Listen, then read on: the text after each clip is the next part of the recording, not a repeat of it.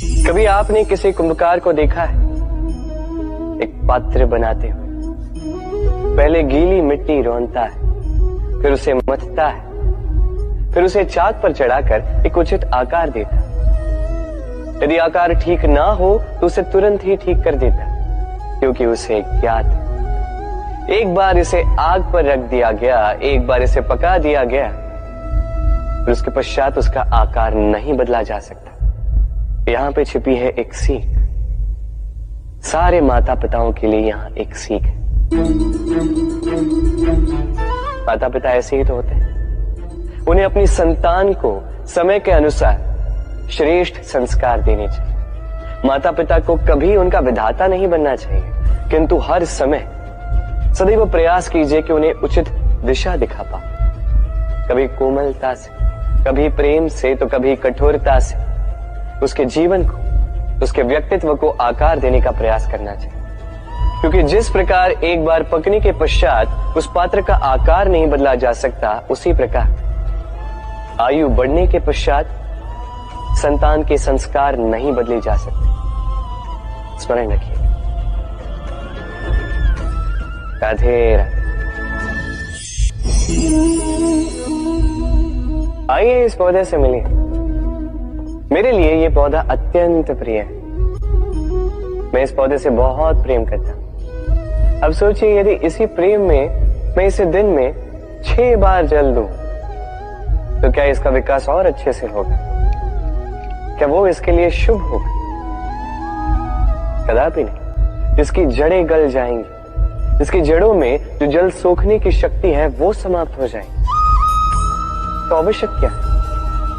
आवश्यक है कि उचित मात्रा में इसे जल दिया जाए। आवश्यक है कि उचित समय के पश्चात इसे जल दिया जाए। आवश्यक है कि इसे सूर्य का ताप भी सहना होगा। आवश्यक है कि हर कार्य मर्यादा में होना चाहिए। अब यही भूल अधिकतर माता पिता कर बैठते हैं। अपनी संतान से इतना प्रेम करते हैं और उसमें संतान की हर आवश्यकता पूर्ण करते हैं, हर एक वस्तु उसे देते हैं, हर एक बात करते हैं, और ऐसे में उस संतान के विकास में स्वयं ही बाधा बन जाते हैं। ऐसा मत कीजिए। ये यात्रा संतान की भी है। उसे भी जीवन में आगे बढ़ना है, बहुत कुछ सीखना है, अपने बल पर कार्य करने दीजिए। एक अत्यंत महत्वपूर्ण बात आपको बताऊंगा जिसे आपको स्मरण रखना है। प्रेम और शत्रुता यदि अति है तो घातक। हर बात में संतुलन बनाकर रखिए और मेरे साथ प्रेम से कहिए, राधे राधे। ईश्वर ने बेलों को खड़े रहने की शक्ति नहीं दी। ईश्वर ने यह शक्ति दी वृक्ष को। इसलिए बेलें वृक्ष का सहारा लेके खड़ी रहती, उसी पर फलती। अब ये बेलें 2 प्रकार की होती। एक वो जो इस वृक्ष पर खिलती हैं, पुष्प गाती हैं, स्वयं भी सुंदर दिखती है, वृक्ष को भी सुंदर बनाती। दूसरी वो जो वृक्ष को पूर्णतः सुखा देती, उसकी प्राण शक्ति उससे सोख लेती और अंत में स्वयं भी मुरझा जाती। स्मरण रखिए, यदि कोई व्यक्ति सदैव आपके साथ खड़ा रहा, सदैव आपका संबल बनकर रहा, सदैव उसने आपकी सहायता की, और यदि आप उसके साथ छल करोगे तो आपका पतन निश्चित है। ऐसा कभी न करें। सदैव ऐसे लोगों को प्रेम दे, सम्मान दे, और मेरे साथ आनंद से कहें, राधे राधे। हम में से कई लोग अक्सर स्वयं को अकर्मण्य मान लेते हैं। सोचते हैं अब तक इतने प्रयास किए, कुछ नहीं मिला, कदाचित आगे भी कुछ नहीं मिलेगा, और इसीलिए अपने जीवन का सारा बोझ किसी और के कंधे पर डाल देते हैं। स्वयं पर विश्वास ही खो देते हैं। क्यों नहीं समझ पाते ये बात कि जब तक पांव में कांटा नहीं चुभेगा, व्यक्ति को ज्ञात कैसे होगा कि आगे नीचे देखकर चलना होगा। सूर्य को स्वयं जलना पड़ता है ताकि दूसरों को प्रकाश दे सके। रात्रि के अंधकार से लड़ने के लिए चंद्रमा को आकाश में अकेले चलना पड़ता है। नदी अपनी यात्रा कैसे बनाती है, अपना मार्ग कैसे बनाती है? इन चट्टानों से लड़कर बनाती है। यदि आप स्वयं आपकी सहायता करने में सक्षम नहीं रहे तो निश्चित रूप से आपका यह जीवन व्यर्थ ही है। स्मरण रखिएगा, इस संसार में अपने जीवन का भार अपने ही कंधों पर उठाना पड़ता है। दूसरों के कंधों पर केवल शव यात्रा चलती है। और इस संसार में जीवित वही है जो आत्मनिर्भर है।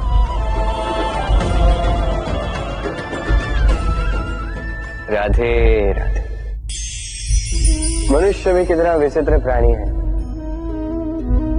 सदैव संघर्ष करता है, सदैव प्रयास करता है कि वही सबसे बड़ा बने, प्रयास करता है कि उसके समक्ष सबके शीश झुके हुए और उसके लिए सबसे पहले शक्ति प्राप्त करने का प्रयास करते। शक्ति प्राप्त कर भी लेते हैं और उसके भय से सबको अपने समक्ष झुकाते, किंतु एक महत्वपूर्ण बात भूल जाते, समझ ही नहीं पाते।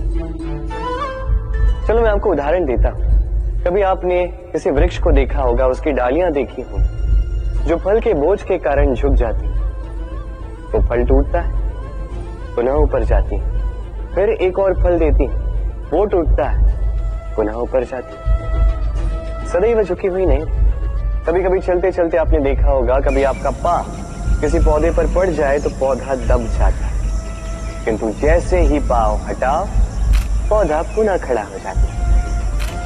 स्मरण रखिए, अत्यंत महत्वपूर्ण बात, जो शीश भय से आपके समक्ष झुकते हैं वो विरोध में सबसे पहले खड़े रहते हैं।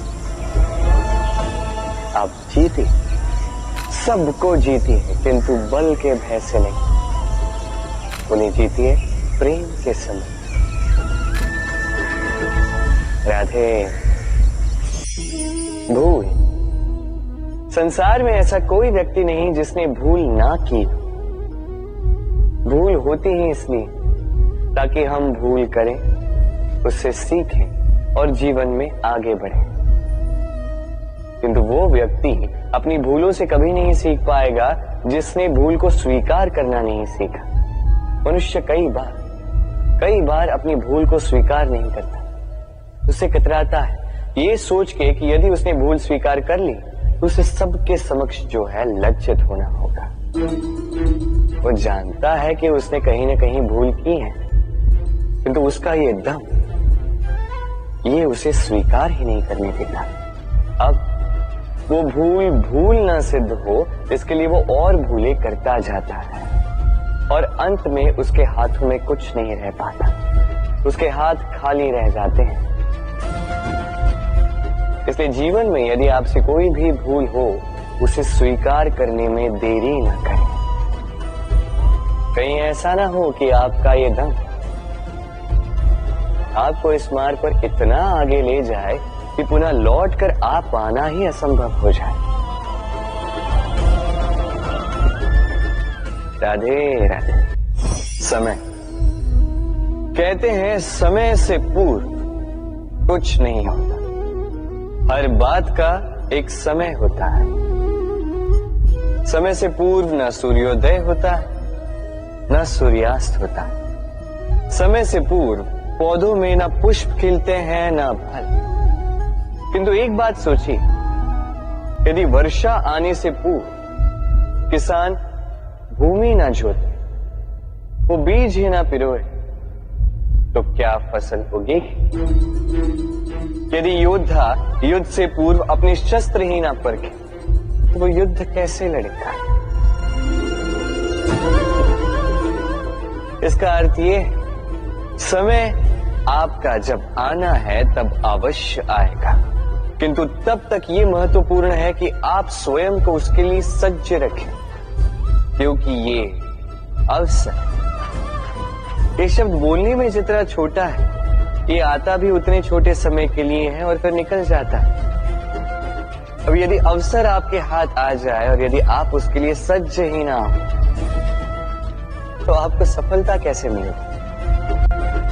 तो आप उचित समय की प्रतीक्षा कीजिए, उस अवसर की प्रतीक्षा कीजिए, किंतु तब तक निरंतर प्रयासों से स्वयं को और सक्षम बनाते रहिए, क्योंकि सफलता आपकी प्रतीक्षा कर रही है। बस उसके लिए सज्ज रहिए। राधे। ठहरती केवल यादें, केवल यादें। ये समय, ये कभी नहीं ठहरता।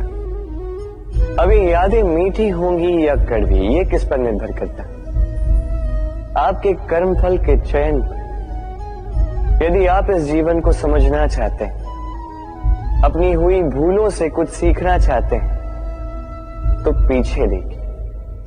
आपके बीते हुए कल से बड़ा शिक्षक आपको इस संसार में और कोई नहीं मिलेगा। यदि आप जीवन जीना चाहते हैं तो आगे देखिए। सारी संभावनाएं, सारे अवसर वहीं। यदि आप स्वयं को सुधारना चाहते हैं, स्वयं की भूलों को सुधारना चाहते हैं, कुछ महान करना चाहते हैं, तो आने वाले समय से अधिक श्रेष्ठ क्षेत्र और कोई नहीं। स्मरण रखिए, आप चाहे जितने भी प्रयास कर ले कि आपसे कोई भूल ना हो, आपसे कोई ना कोई भूल अवश्य हो। ऐसे में उन भूलों से पछताइए अवश्य, उनसे सीखिए भी, किंतु उन भूलों को सुधारना कभी ना भूल। आपकी कल की ये भूल भविष्य का एक सुनहरा फूल बन सकती। राधे। मनुष्य जब जन्म लेता है, जीवा उसके साथ जन्म लेती है। कुछ वर्षों पश्चात दांत आ जाते हैं। वृद्धावस्था में ये दांत साथ छोड़कर चले जाते हैं, किंतु जीवा फिर भी साथ देती। कार्य? दांत कठोर होते, वहीं जीवा कोमल होती। इसी प्रकार यदि आप लंबे समय तक अपने अस्तित्व को बना के रखना चाहते हैं, तो जीवा की भांति कोमल और लचीले बन जाए, ताकि जैसी भी परिस्थिति आपके समक्ष आए, चाहे उतार आए चाहे चढ़ा, चाहे दुख आए चाहे सुख, चाहे हानि हो चाहे लाभ, आपका अस्तित्व कभी ना टूटे। कठोर होने पर आपके टूटने बिखरने की संभावनाएं अधिक हो जाती। जो भी समस्या हो, दुख हो चाहे सुख हो, कोमलता से साहस के साथ उसका सामना कीजिए। राधे राधे। वाणी मनुष्य को मिली सबसे अद्भुत भेंट। ये वाणी है जो मनुष्य को संसार में सारे अन्य जीवों से भिन्न बनाती है, संसार में सबसे ऊपर ले जाती है। इसी वाणी के कारण हम एक दूसरे से संवाद साध सकते हैं। मैं अपनी मन की भावनाएं किसी से व्यक्त कर सकता हूं, कोई और उसके मन की भावनाएं मुझसे व्यक्त कर सकता है। ये वाणी ही हमारी सबसे बड़ी ढाल भी है। अब देखिए ना, आपने देखा होगा किसी की वाणी मीठी होती है तो लोग उससे प्रेम करते हैं, उसे अपना मित्र बनाते हैं। वहीं किसी की वाणी यदि कड़वी होगी तो लोग उससे घृणा करते हैं, उसे अपना शत्रु मान लेते हैं। ये वाणी ही है जो भाषा बनकर हमारा इतिहास लिखती है। किंतु क्या हम सच में वाणी के विषय में इतना सोचते हैं जितना हमें सोचना चाहिए? सोचिए, मनुष्य को बोलना सीखने में कितना समय लगता है। कुछ बालक 1.5 वर्ष की आयु में सीख जाते हैं, कुछ 2 वर्ष, कुछ 3।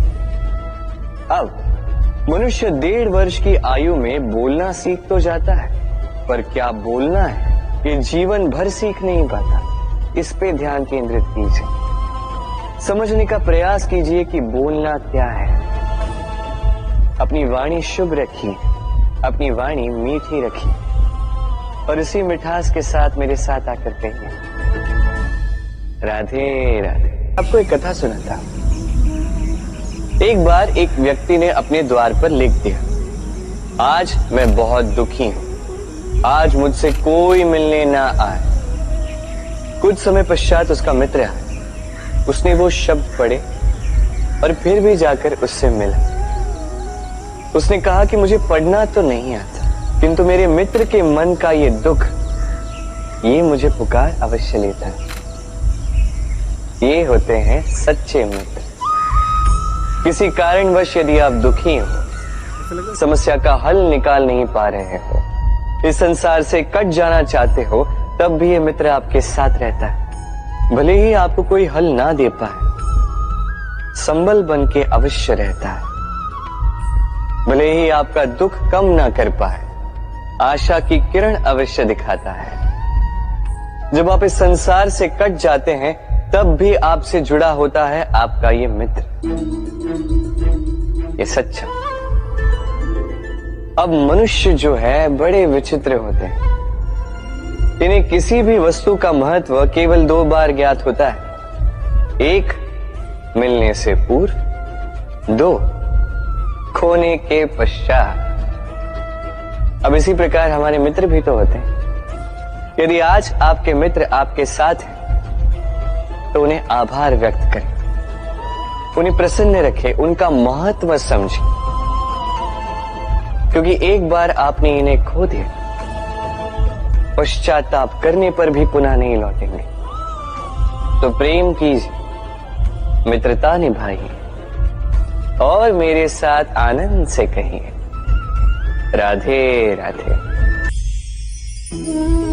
संसार में हर स्थान पर ये व्यापार व्याप्त होता है। कुछ पाने के लिए कुछ देना होता है, लाभ पाने के लिए निवेश करना होता है।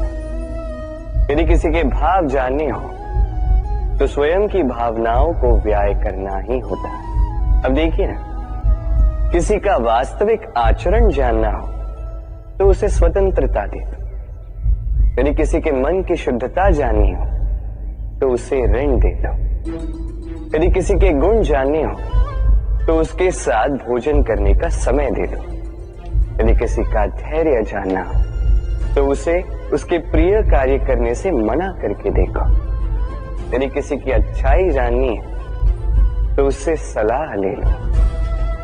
हर भाव के बदले कोई भाव देना ही होगा, किंतु संसार में एकमात्र ऐसा एक भाव है, जिसे देखने के लिए, जिसे पाने के लिए बदले में आपको वही भाव देना होगा, और ये भाव है प्रेम। यदि किसी का प्रेम देखना है, तो उसे निस्वार्थ प्रेम दीजिए। यदि किसी से प्रेम पाना है, तो उसे निस्वार्थ पारिशुद्ध प्रेम दीजिए। राधे राधे। उपहार का कोई मोल नहीं होता, किंतु उपहार देने वाला उसका हृदय, उसके हृदय की शुद्धता, उसके हृदय में जो प्रेम, वही सदैव प्रमुख होता है। ये लक्ष्य क्या है? ये लक्ष्य वो है जिसे हम पाना चाहते हैं। इस संसार में सुखी कौन है? सुखी वो जिसने जीवन में लक्ष्य को पा लिया। दुखी कौन है? दुखी वो जो अब तक लक्ष्य को पा न सका। प्रश्न ये उठता है कि लक्ष्य सभी पाना चाहते हैं, लक्ष्य को पाने के लिए प्रयास भी सभी कर रहे हैं, फिर सभी को लक्ष्य क्यों नहीं मिलता? ठीक है, कहीं न कहीं कुछ न कुछ कमी रही होगी। जो भी बात हो, आज मैं आपको एक युक्ति बताऊंगा इस लक्ष्य को पाने के लिए। एक कागज लीजिए, उस पे एक चिन्ह बनाइए, वो होगा आपका लक्ष्य। अब उस लक्ष्य तक पहुंचने का एक मार्ग बनाएंगे और इस यात्रा को भिन्न भिन्न भागों में विभाजित कर दीजिए। अब ये है आपकी योजना। अब इस योजना का क्रमबद्ध रूप से पालन करते जाएंगे, ये होगा आपका प्रयास।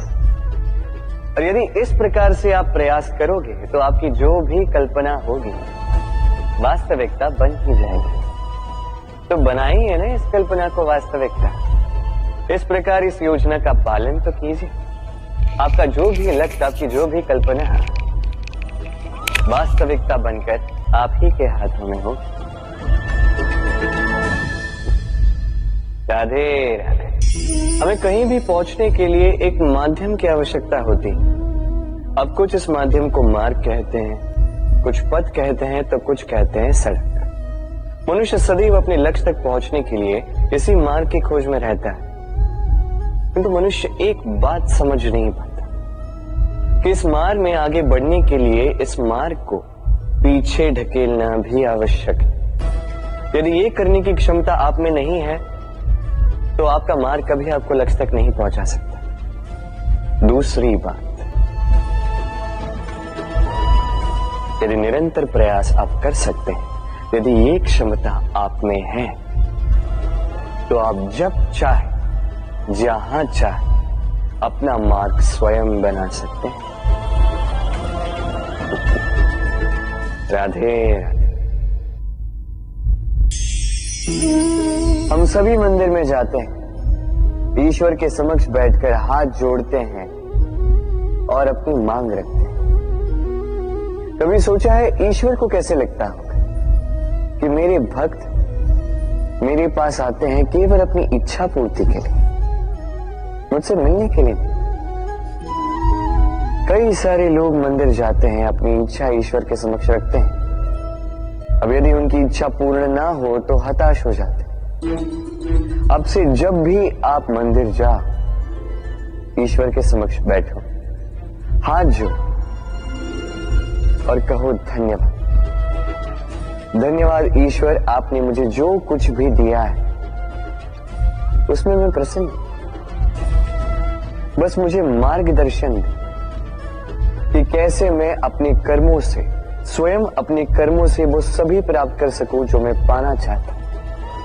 ईश्वर से केवल मांगने जाओगे तो ईश्वर के समक्ष स्वयं को बहुत ही छोटा पाओगे, किंतु यदि स्वयं कर्म करके ईश्वर को धन्यवाद कहने जाओगे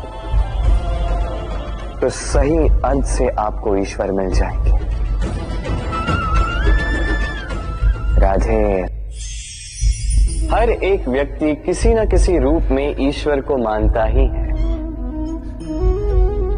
कोई मूर्ति के रूप में तो कोई तत्व के रूप में, कोई भाव के रूप में तो कोई स्वभाव के रूप में, कोई स्वयं में परमात्मा खोजता है तो कोई किसी और में। किसी के लिए ज्ञान परमात्मा होता है।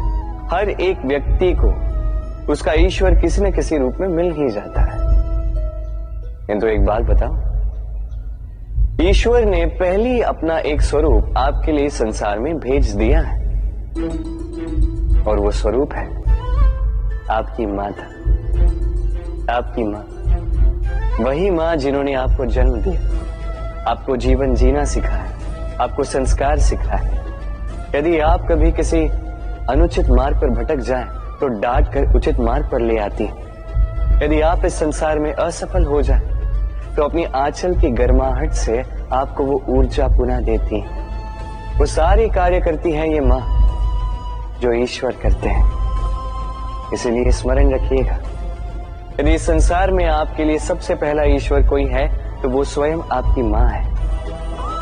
हर प्रतिमा में भले ही ईश्वर ना, किंतु हर मां में ईश्वर अवश्य होते हैं। राधे।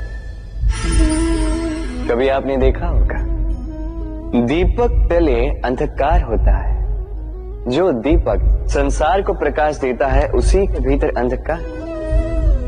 अब कई सारे लोग इस बात का अर्थ कुछ इस प्रकार लेते हैं कि व्यक्ति स्वयं की समस्याएं तो सुलझा नहीं पाता और संसार को जाके उपदेश देता है। किंतु इसे देखने का एक और दृष्टिकोण भी है, और वो ये कि स्वयं जलकर इस संसार को प्रकाश केवल वही दे सकता है जिसका आधार शीतलता हो। इस संसार का मार्गदर्शन केवल वही कर सकता है, इस संसार को दिशा केवल वही दिखा सकता है जिसके भीतर संतोष और धैर्य की शीत हो। अब देखिए, ये अत्यंत महत्वपूर्ण बात है। ये विवेक तभी काम करता है जब मन शांत होगा, जब मन शीतल होगा। इसलिए यदि आप इस जीवन में कुछ बड़ा कार्य करना चाहते हैं तो सर्वप्रथम अपने इस मन को, इस हृदय को, इस विवेक को इस आधार को, इस तल को शीतल रखना सीखिए, धैर्य रखिए। संसार में ऐसा कुछ भी नहीं जो आप ना कर पाओ। राधे राधे। इसमें कुछ गंदगी है, किंतु यदि आप इसे कुछ समय के लिए ऐसे ही छोड़ दोगे तो आप देखोगे ये मैल अपने आप इसके तले जाकर बैठ जाएगा। यदि इस पात्र को हिलाओगे तो कुछ नहीं होगा, शांत छोड़ दोगे तो ये मैल अपने आप नीचे चला जाएगा। उसी प्रकार जब हमारे जीवन में कोई समस्या हो, हमारे जीवन में अशांति हो, तो कोई हलचल करने से या संतोष खो देने से हमें उसका हल नहीं मिलेगा। शांत रहकर विचार करोगे तो उसका हल मिलेगा। स्मरण रखिएगा, धीरज और संतोष से, शांति से विचार करोगे तो कितनी भी बड़ी समस्या क्यों ना हो, उसका हल अवश्य निकाल लोगे।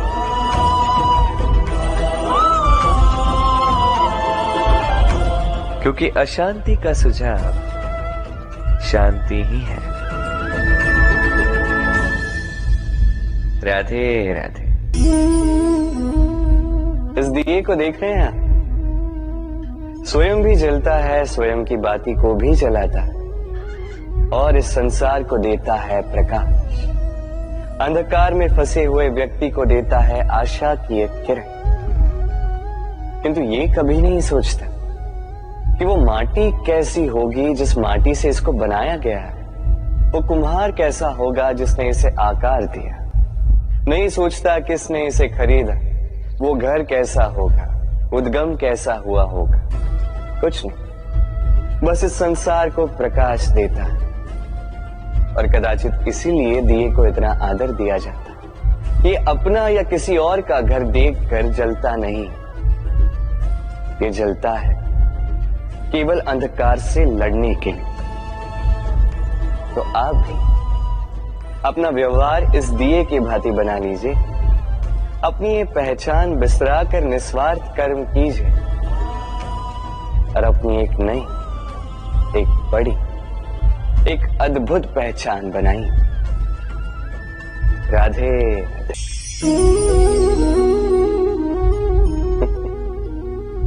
समय, ये समय न व्यक्ति है, न जीव, न वस्तु, फिर भी जीवित रहता है। ये समय ना तो जल है, ना अग्नि, ना वायु, किंतु हमारे जीवन का आधार है। देखा जाए तो मनुष्य इसी समय के हाथों में खेलता है। कभी किसी का समय अच्छा होता है तो किसी का बुरा। कोई समय के आने की प्रतीक्षा करता है तो कोई समय के जाने की प्रतीक्षा करता है। किंतु ये समय किसी के हाथों नहीं आता। ये समय जो किसी को दिखता नहीं, ये सबको सब कुछ दिखा जाता है।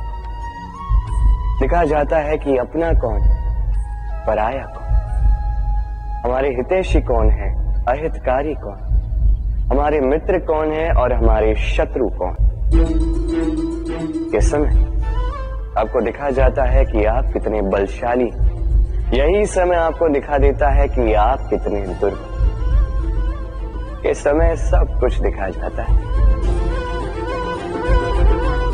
तो ये समय जो इतना बलवान है, इसे हम नष्ट क्यों करते हैं? सोचिए, आप उठिए और इस समय का भरपूर उपयोग कीजिए, इस समय का सदुपयोग कीजिए, क्योंकि इस समय का उपयोग करना केवल यही आपके हाथों में, और कुछ नहीं। और ये समय एक बार बीत गया तो कुछ भी कर पुनः लौट कर नहीं आएगा। तो इस समय का सदुपयोग कीजिए और सब में हर्ष बांटिए। और आइए मेरे साथ प्रेम से कहिए राधे राधे। ये कमल का पुष्प देख रहे हैं? इसे अभ्यास होता है जल स्तर से ऊपर रहने का। तो तालाब में जब भी जल स्तर उठने लगता है, इस पुष्प की ये नाल जो है, ये भी लंबी होने लगती है ताकि ये पुष्प जल स्तर के ऊपर है। किंतु जैसे जैसे तालाब का यह जल स्तर घटने लगता है, इसकी नाल स्वयं को छोटा नहीं कर पाती और ये पुष्प स्वयं के ही भार के कारण टूट कर गिर जाता है। अब यही हमारे साथ भी होता है। जैसे जैसे जीवन में हमें सफलता मिलती है, हमारे जीवन का ये स्तर बढ़ता जाता है, और जब संसाधन कम होने लगते हैं, हम इस जीवन के स्तर को छोड़ नहीं पाते और अंततः इस दिखावे के बोझ के कारण दब कर यहीं समाप्त हो जाते हैं। इसलिए यदि कुछ रखना है तो विचार है, साधारण रूप से जीवन जीना सीखिए। समय का यह चक्र कभी आपको मात नहीं दे पाता। राधे राधे। संबंध, ये संबंध चाहे मित्रता का हो चाहे हो प्रेम, इसका आधार है हृदय। अब इस हृदय की बात को बाहर निकालने के लिए आवश्यकता होती है शब्दों की। अब हम एक भूल कई बार कर जाते हैं। ये शब्द चाहे मीठे हो चाहे कड़वे, इस पर ही हम संबंध को तोलने लगते हैं, इसी को संबंध समझने लगते हैं, और यही हमारी सबसे बड़ी भूल होती है। स्मरण रखिए, ये संबंध केवल और केवल हृदय से निभाए जाने चाहिए। जो शब्दों से निभाए जाए वो संबंध नहीं, और उसमें रोष केवल और केवल शब्दों में होना चाहिए, हृदय में नहीं। तो शब्दों से नहीं, मन से, हृदय से प्रेम कीजिए, इसे निभाइए और मेरे साथ कहिए राधे राधे। अद्भुत बात है ना, हमें सदैव हमारे नाम से बुलाया जाता है। नाम से हमारी पहचान है। ये नाम ही है जो इतिहास में स्थान बनाने में हमारी सहायता करता है। नाम बनाने के लिए व्यक्ति क्या कुछ नहीं करता, नाम पर कलंक न लग जाए इसके लिए क्या क्या प्रयास नहीं करता। अपने जो कुछ भी पाया, धन, संपत्ति, सुख, ये सब कुछ नाम के समक्ष छोटा है। नाम सबसे ऊपर रह जाता है। ये नामकरण संस्कार सदैव हमारे लिए अत्यंत महत्वपूर्ण होता है। अब आपको क्या लगता है मैं किस नाम की बात कर रहा हूं? वो नाम जो हमने जन्म से पाया? नहीं, मैं उस नाम की बात कर रहा हूं जो हमने हमारे कर्मों से अर्जित किया। जो जन्म से प्राप्त हुआ वो मृत्यु के साथ चला जाएगा। ये तो जो नाम कर्मों से प्राप्त होता है वो हमें अमर करता है। माता पिता से हमें जन्म मिला, जन्म से मिले संबंध मिले, समाज से मिले मित्र, प्रकृति से मिला भोजन। यदि कुछ ऐसा है जो हमने स्वयं पाया तो वो है हमारे कर्मों का, वो है वो नाम जो हमने कर्मों से अर्जित किया। इसलिए सदैव श्रेष्ठ कर्म कीजिए और मेरे साथ प्रेम से कहिए राधे राधे।